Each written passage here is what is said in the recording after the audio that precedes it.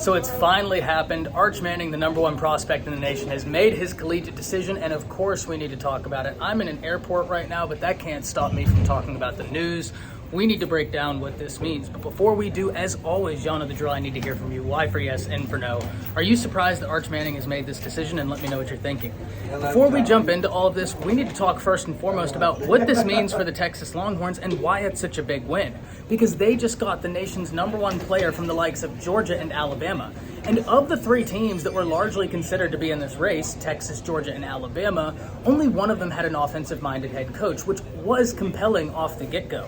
Steve Sarkisian had that separating factor when it came to the recruiting pitches, and we can see it paid off huge dividends. So what does this mean for Texas moving forward in their recruiting class? And one thing I think we can expect to see is a boom in the Texas Longhorns recruiting class because of the presence of not only the number one player in the nation, but the number one quarterback in the nation, and he fields the last name Manning.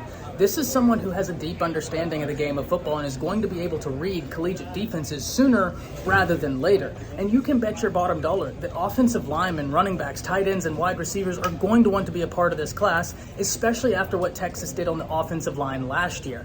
This is going to be great, and especially if Texas can put together a big year this year. And I'm not even saying college football playoffs, but if they can improve, we're going to see the Texas recruiting class be looked at in an entirely different light, and one of the big ways they could have achieved that was with Arch Manning, something they already did.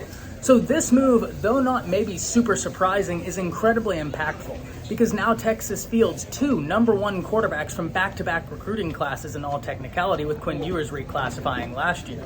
Quinn Ewers being there and now Arch Manning. So the future is looking very bright for the Texas Longhorns quarterback room, and that team offensively has got a lot to be excited about. The offensive line needs to improve and the defense is still a question mark, but with the presence of Manning, we could expect for the defense to also improve because of the excitement he brings to the table. So hop down, let me know what you're thinking. That's it.